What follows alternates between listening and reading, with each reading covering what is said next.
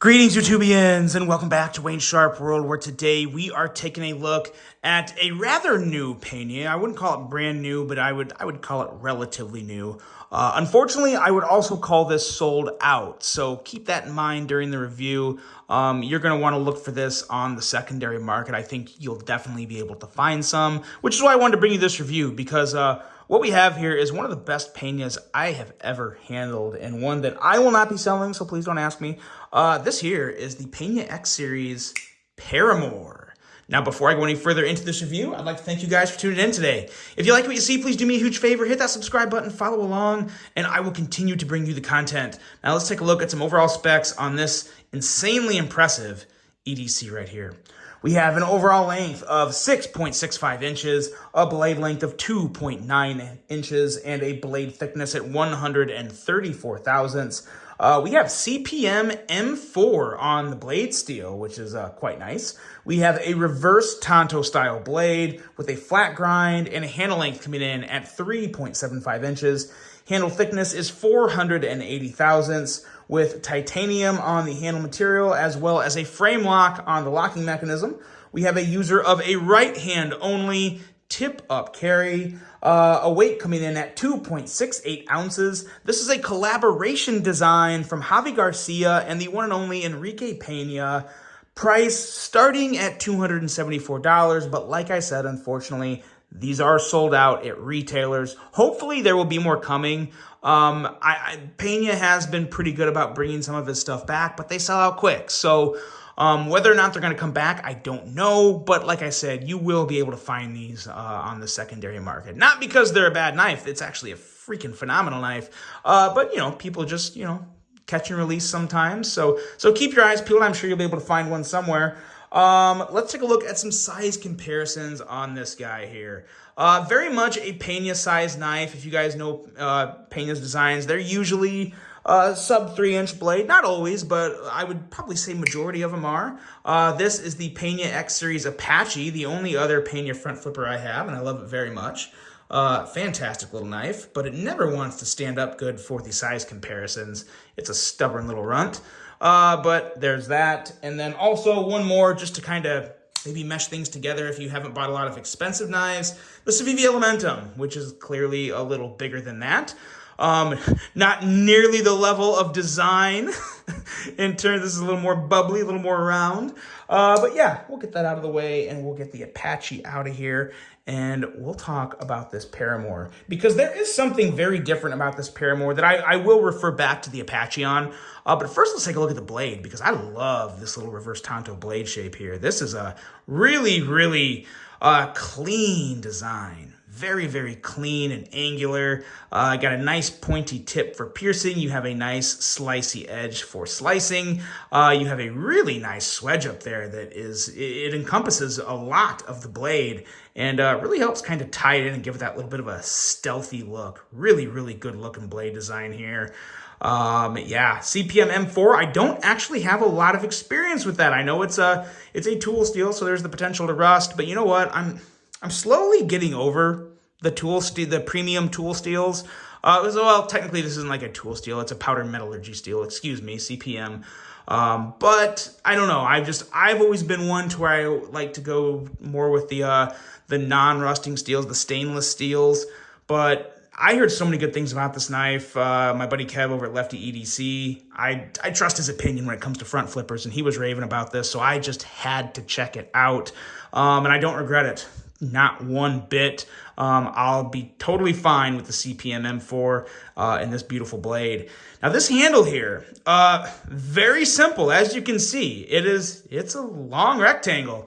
But they did some pretty cool things up here. The pivot, you can see the pivot, but it's completely flush with the surface of the handle, which is pretty interesting. It's like they're trying to hide it, but you can just kind of see the perimeter of the pivot there. I like the shape of it. It's obviously a captive pivot with that shape, which is very nice. And then on the other side, you do just have the circular. All T8s throughout the entire knife, which is very nice. And as you can see, there's only two, which is very, very cool. Usually, you will see more than 2 screws in a knife. Almost always, you're going to see more than two screws. But here you only got 2, and they're both T8s. So very nice job there. And I will say that the quality of this hardware, it does look a little different. It looks a little more top-notch than you will see on other even premium knives. Very good looking hardware. Now there are versions of this with inlays. This is very personal here, personal preference. I wasn't a big fan of the inlaid materials they used. I like the inlay design. There were very few of the inlay materials I really thought looked that good to me. And the few that I liked were sold out. So I just went with the all-tie version, and I'm not disappointed. Really, really like that there. As far as in the hand, it feels great because it's very neutral. You got a lot of nice chamfering on the side, so you don't feel any points or anything. The clip back here is very nice. I think it's a gorgeous clip, actually. Nice 3D milled clip. Looks really good. I have 2 things with this knife that I think could make it a little better. One, there's no internal milling on this. And for $274, I would definitely like to see some internal milling. I think it would help lighten the handle up and just kind of ease the weight a little on the knife overall. So it would have been nice to see some internal milling. I'm not too upset that there's not, but yeah, it would have been really nice to see some internal milling.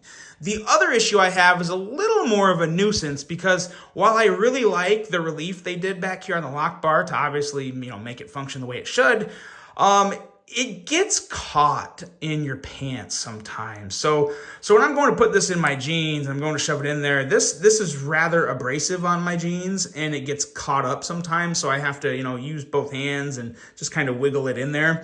That's annoying. I'm not gonna lie. That's a bit annoying, but I mean, like I said, I have no intentions of selling this knife. So take that for what it's worth. I like the way it looks. Like it is a really cool design for the relief, and it all works really well from an aesthetic standpoint. But you also have to get into that functional standpoint of it, and your daily use, how much it annoys you. For some people, that would be a deal breaker. For me, I'm not gonna let it bother me that much, just because I love the knife in general and the action of this knife. Whew, boy, the front flipping action on this is arguably, I'm not going to say it's the best, but I can guarantee you this, it's some of the best front flipping action I have ever personally experienced on a production knife.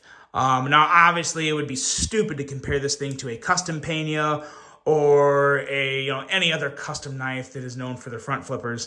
But this one here is just so good. And it's a very different type of front flipper as compared to a lot of the other Pena front flippers. So the other Pena front flippers you see here, this is really more of a top flipper. I mean, you really can't, okay, so you can, but that's not what you're gonna do.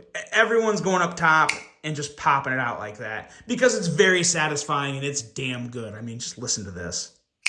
It's such a satisfying sound, such an easy, effortless deployment for a front flipper with a nice crisp detent. So nothing wrong here. Everything was done right. But as you can see, this is more of a true front flipper. You don't have any jimping on the top up here. Everything is on the front. So one thing that you can do on this that's much easier, that reach around. Very, very nice on the reach around. And then when it comes to just deploying the blade, when you first get this, you kind of have to just gain your confidence because you feel like you're not even really touching much of a front flipper tab, but it's designed like that. It's designed to be super, super minimal. So you have to just have faith and trust that the jimping is going to work, and it does. This knife is a breeze to deploy. I have zero issue. I never had an issue. It's just one of those things where you go to feel it and you're like, huh, that's weird. You don't really feel a front flipper tab, but oh, that's really easy. So yeah, it's potato in terms of how well it works. These both work fantastically well. I actually like the way this one looks more. It's like I said, it's much more low key, a little cleaner of a front flipper tab design. It's not quite like the Mohawk style. So, again, I don't think anyone really cares that much one way or the other. I'm not going to be selling either one of these knives. So, I mean, that should also mean something in terms of how good they are. But I am in love with this. This is a knife of the year contender for me in the $250+ category. It's fantastic. Huge fan of this Pena X-Series Paramour. Let me know what you guys think of this. If you were able to score one, definitely worth checking out on the secondary. If you see one available at a price that's good for you, I'd highly recommend picking it up. And I really hope to see more come back into the to the retailers. We'll see. But yeah, that's it for this one, guys. I really hope you enjoyed it. Hope you have a great rest of your day. And until the next one, I'm out.